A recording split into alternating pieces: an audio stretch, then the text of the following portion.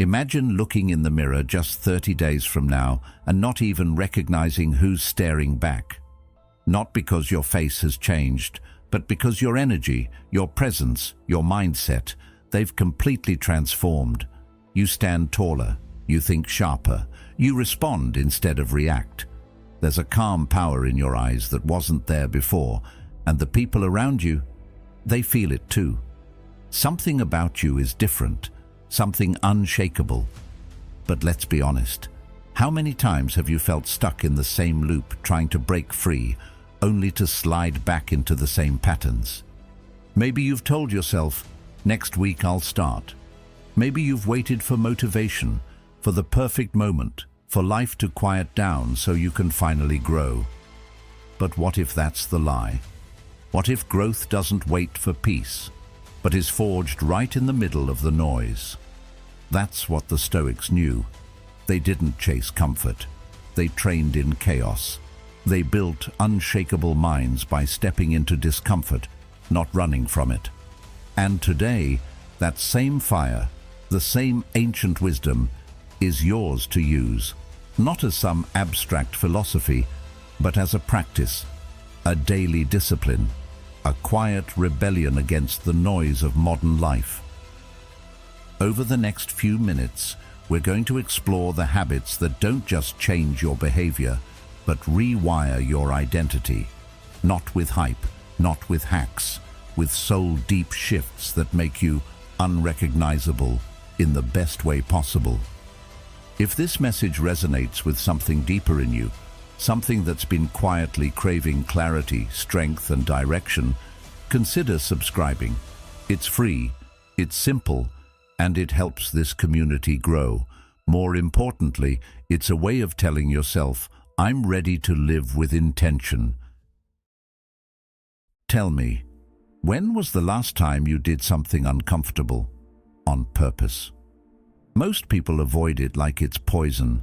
They rush toward warmth, ease, pleasure, scrolling, snacking, avoiding.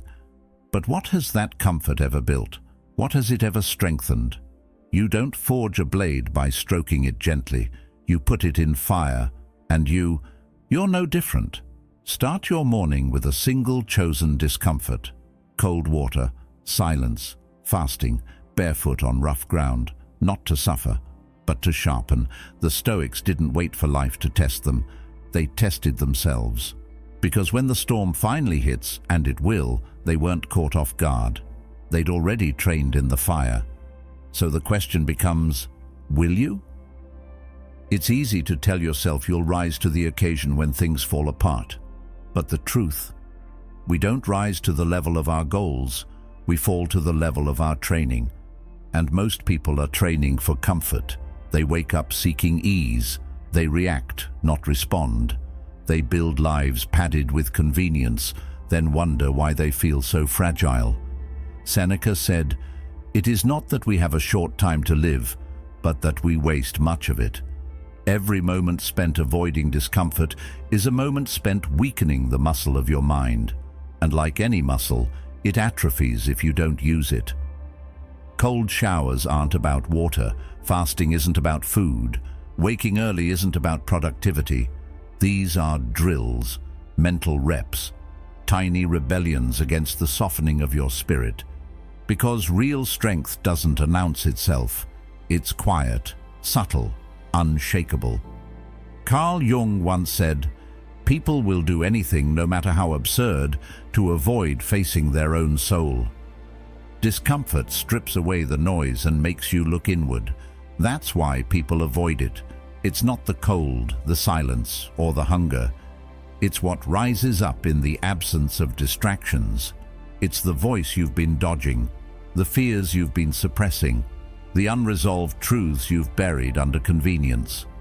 But here's the thing, facing them is the only way through. You cannot bypass transformation. You have to move through the flame to be forged by it.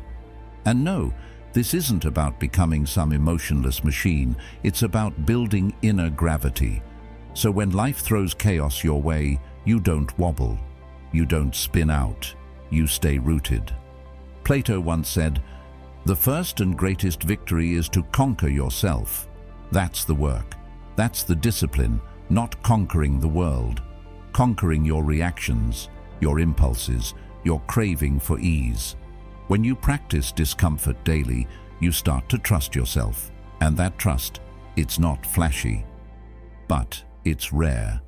It's the quiet confidence that comes from knowing you've already done harder things on purpose. And here's something no one tells you. The more you choose discomfort, the less control it has over you. You stop flinching at challenges. You stop making excuses. You stop telling yourself the story that you're too weak, too late, too stuck. Because every act of discomfort rewrites that story. You begin to see yourself differently, stronger, clearer, more capable. And that's how transformation works, not in some big dramatic moment, but in the daily grind of quiet effort, in the choice to sit with silence instead of filling it, in the decision to fast instead of indulging, in the will to walk the longer path, not because it's easy, but because it builds something solid inside you. Socrates believed that the unexamined life is not worth living, and it's hard to examine anything when you're constantly numbing yourself. But discomfort forces awareness. It slows you down. It strips the excess and brings your attention to the now. And in that clarity, you meet the part of you that's been waiting to be seen. Not the curated version, the real one. The one who knows you were built for more than comfort. That version doesn't just want growth, it demands it. Not in words, but in action. Repeated, relentless, disciplined. So start there. One act a day. Not to prove anything, not to impress anyone, but to build a version of yourself you can trust when the pressure hits. Because it will. And when it does, you won't need to pretend you're ready. You will be. Stoicism isn't about feeling nothing. It's about being unmoved by the wrong things. It's about walking into difficulty with your eyes open and your spirit grounded. And when you do that, when you train discomfort daily with intention, you become something rare in this world. Calm, composed, unbreakable. Not because life got easier, but because you got stronger. That's the work. That's the fire. Step in. But here's what sneaks in after discomfort. Pride.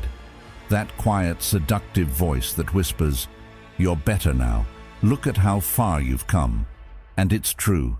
You are growing. You've started making hard choices. You've chosen discomfort over ease, discipline over distraction. You've begun to walk taller, to breathe deeper, to respond rather than react. But with that growth comes a shadow.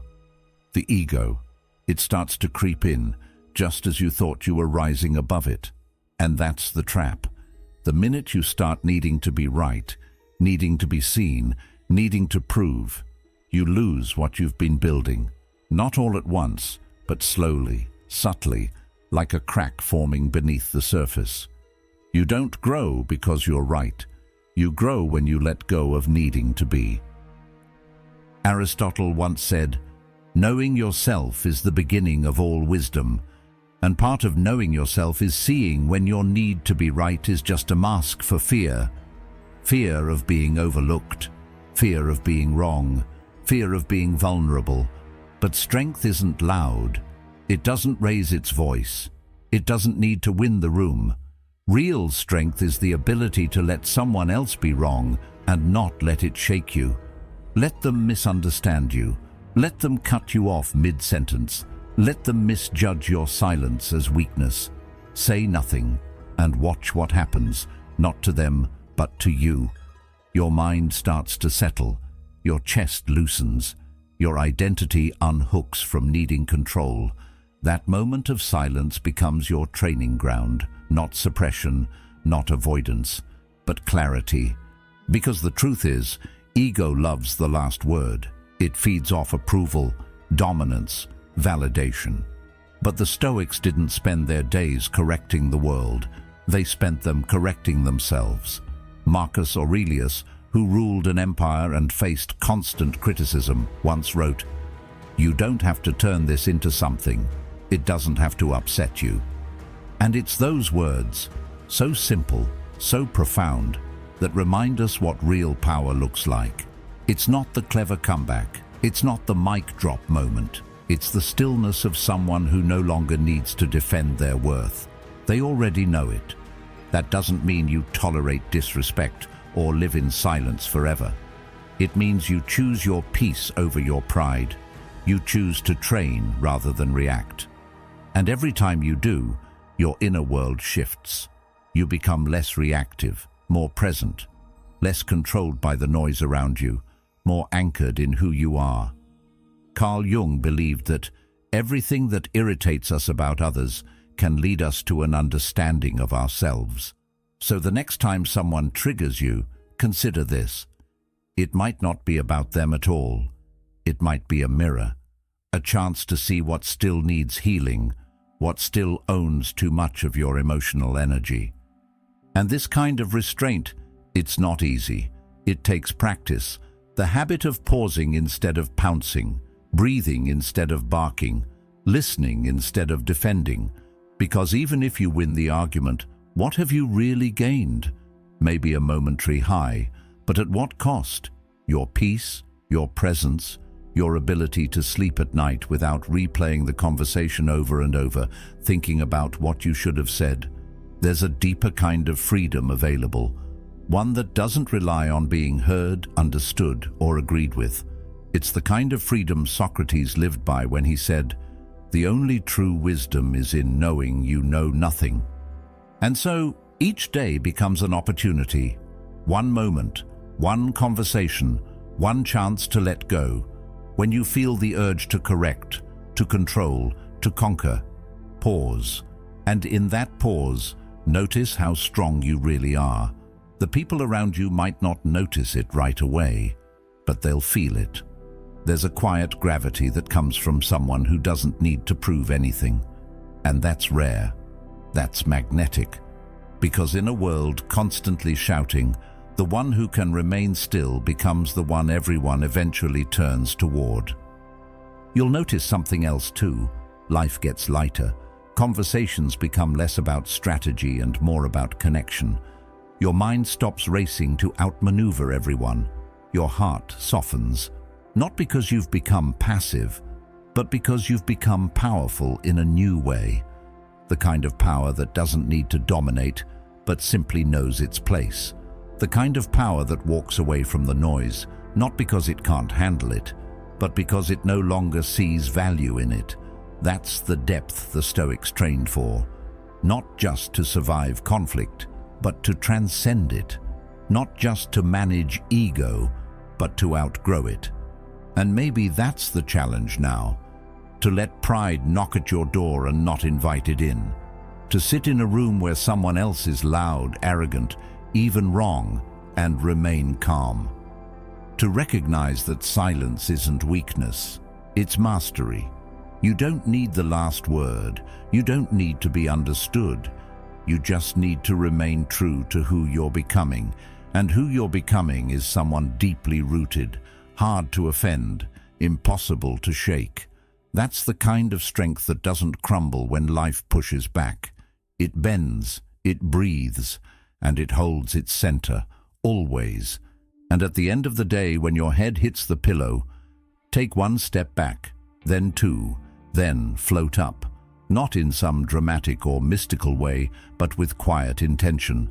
Let your mind rise out of the room, drift past the walls, leave behind the street, the noise, the spinning wheels of your daily life. Keep going until all of it becomes small. Your home, your neighborhood, your city, until you're looking down at the world the way astronauts describe it. Silent, still, fragile. It's in that distance that something powerful happens. That worry that tangled your mind all afternoon. The one that kept looping like a stuck record. From up here, it's weightless. That careless comment that echoed through your chest. It fades into the background. That email, the one you read and reread, twisting its meaning until it hurt, loses all shape and power. From above, It's just dust in a giant swirl of life that keeps moving, with or without your tension. Marcus Aurelius did this every night, not to float away from the world, but to come back to it more grounded. "You could leave life right now," he wrote. "Let that determine what you do, say, and think." That wasn't morbid. It was medicine, a way to let go of the false urgency that builds up like pressure in the mind. He practiced what we now call the view from above, the ability to zoom out and return to perspective. He was an emperor, surrounded by decisions, conflict, responsibilities, and yet he chose stillness, not inaction, but stillness. Because when you see how small your troubles are against the backdrop of existence itself, you stop being ruled by them. You don't lose touch with reality. You come back to what really matters. Carl Jung once said, "People grow like plants in the soil of their own past." But what he didn't mean is that you have to stay buried there. Sometimes you have to rise above the soil and look at the whole field of your life, where you've planted effort, where you've scattered energy, where you've allowed weeds of worry to take over. When you float above it all, you start to notice how much of what steals your peace is completely optional. How many hours were lost defending your pride? How many nights have been disturbed by futures that never arrived? How many days have passed where you were physically present but mentally somewhere else, caught in the storm of your own thoughts? The Stoics taught that clarity is power, that emotions, while human and important, are not reliable leaders. They rise fast, burn hot, and often leave ash behind. But clarity, that comes from perspective. And perspective is a skill. It can be practiced. It's not about detaching from life or pretending things don't matter. It's about holding them with the proper weight, giving them the space they deserve, but no more. When you zoom out, your problems don't disappear, but they soften. They shift from massive boulders to manageable stones. You can carry them. You just don't need to let them crush you. Plato once said that the soul is like a chariot pulled by two horses, one representing rational thought, the other passion. Without perspective, passion takes the reins and drags us through mental chaos. But with perspective, reason begins to steer. And that's what the view from above gives you. Not cold detachment, but emotional balance. You stop being reactive. You stop picking up every passing emotion like it's yours to hold forever. You learn to let go, not because you don't care, but because you finally understand what's worth caring about. And so this becomes a practice, not just once, but every night. Not to perform some ritual for show, but to restore order in the mind. Before you close your eyes, let yourself rise. Let go of the smallness that crept into your day. Let go of the anxiety disguised as responsibility.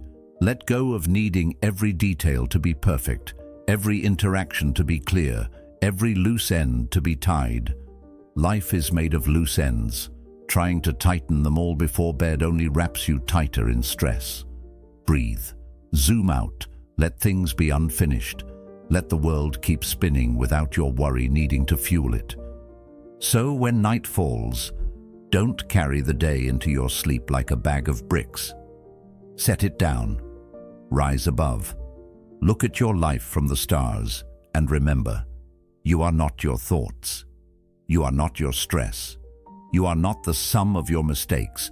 You are a part of something vast, something still unfolding. Let that truth calm your breath. Let it guide you into rest. And when morning comes, you'll wake not just lighter, but clearer. Ready to face the day, not as someone drowning in details, but as someone who's seen the sky. Now look ahead, not at what you'll do this month, but at what you'll refuse to become. That's the Stoic move, the art of living not through excess, but through intentional refusal. We're used to setting goals in terms of what to achieve, what to chase, what to conquer. But the wiser path might be to turn around and ask, what do I no longer want to carry? What behaviors, patterns, or identities do I need to let go of so I can see clearly? This isn't about ambition. It's about clarity. It's not about adding more. It's about removing what's never belonged. Plan your month in reverse, not by filling it with tasks, but by emptying it of noise. Take a blank page and write what you will no longer tolerate in your inner world. I refuse to explain myself to people who don't listen. That sentence alone can change the emotional temperature of your week.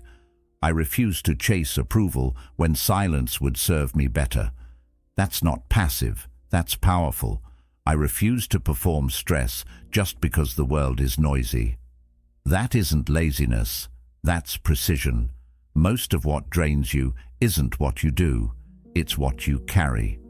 The tension of constantly trying to be understood, validated, seen, and most of it leads nowhere. Carl Jung once said, "The privilege of a lifetime is to become who you truly are."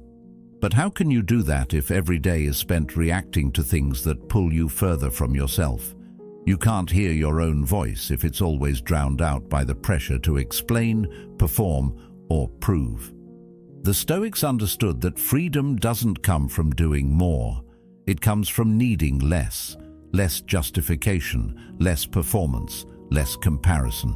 Because mastery, real mastery, is subtraction. The removal of anything that dilutes your presence, your purpose, your peace. The world will try to convince you that adding more is the solution. More goals, more tools, more hustle. But when was the last time all that more made you feel more whole, more secure, more grounded? Often it just piles on. It creates a life so cluttered that you can't even see what matters anymore. Aristotle taught that knowing yourself is the beginning of all wisdom, but knowing yourself requires silence, space, the kind of mental room that can only exist when you stop chasing the unnecessary. So take this moment to consider what you're no longer available for, not out of bitterness, but out of alignment. Maybe you're done reacting to every message that buzzes your phone. Maybe you're done explaining your vision to people committed to misunderstanding it. Maybe you're done saying yes when every part of you wants to say no. This is how you protect your energy, not by hiding from life, but by refusing to pour it into things that leave you empty. When you reverse plan your month, you're no longer asking, "What do I want to accomplish?" Instead, you're asking, "What kind of person do I refuse to become?" It shifts everything, because that kind of clarity strips away the pressure. It lets your values breathe. You stop trying to fit into everyone's expectations and start honoring the shape of your own soul. You realize that a peaceful life isn't built on achievement alone. It's built on boundaries. Each week, make time for this.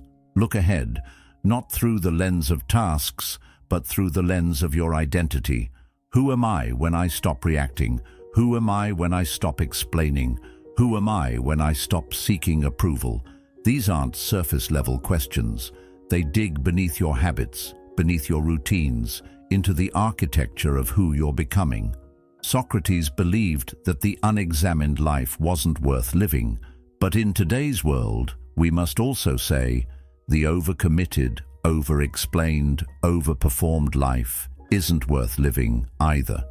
You don't need more goals this month. You need fewer distractions. You need sharper vision. You need more inner quiet and less outer validation. The noise of the world won't stop, but you can choose not to echo it. You can choose not to mirror it. You can walk through it steady, present, intentional. That's what it means to live like a Stoic, not by denying the world, but by refusing to let it shape you into someone you're not. So take the next 30 days not as a challenge to do more, but as an invitation to clear space.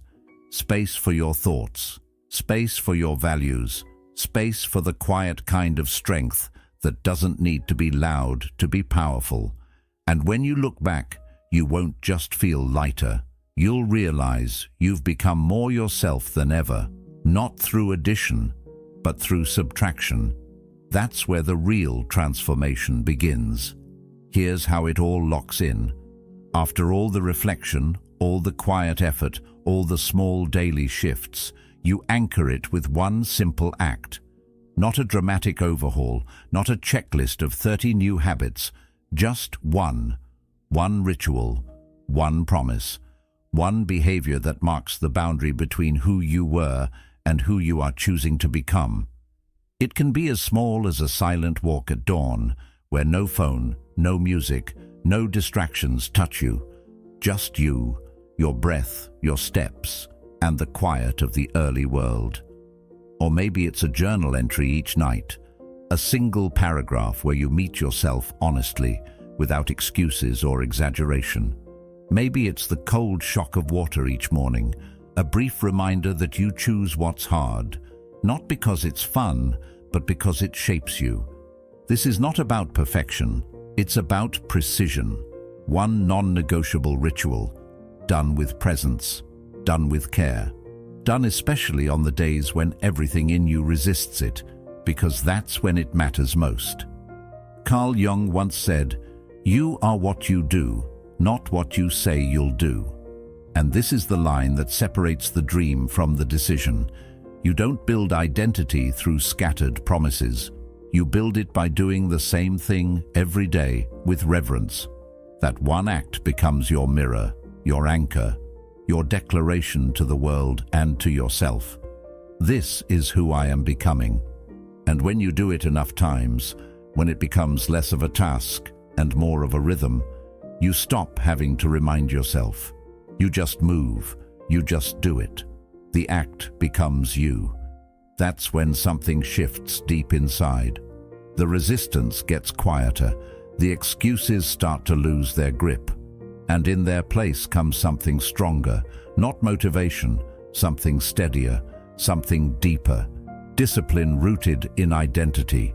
Because motivation comes and goes like weather, it's reactive. It waits for the right mood, the right playlist, the right quote. But identity doesn't wait. Identity acts. Identity doesn't ask how it feels. It knows what it is. The Stoics didn't build their lives on motivation.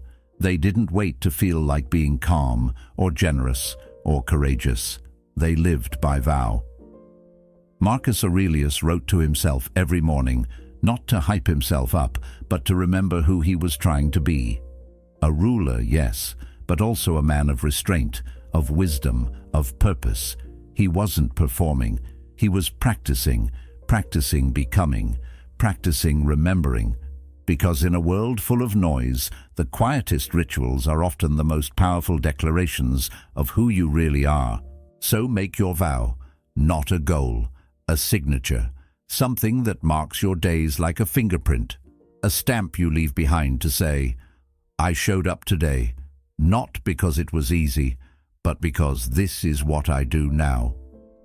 That's how you change, not through scattered sprints, but through the slow burn of consistency, through the act that says, I'm not chasing a better version of myself anymore. I've decided who I am. And this doesn't mean you stop growing. It means you stop outsourcing your identity to your emotions. It means you stop letting the chaos of the day decide how you show up. You've already decided. The act is just the reminder. Commit, quietly, daily, with grace. Socrates once said, be as you wish to seem. And maybe this is the modern form of that wisdom, not pretending, but becoming, not waiting for a breakthrough, but creating a quiet, steady one of your own. In a world that celebrates extremes, your quiet ritual will feel like rebellion. It will feel like power, not because it changes everything overnight, but because it plants a flag, a line in the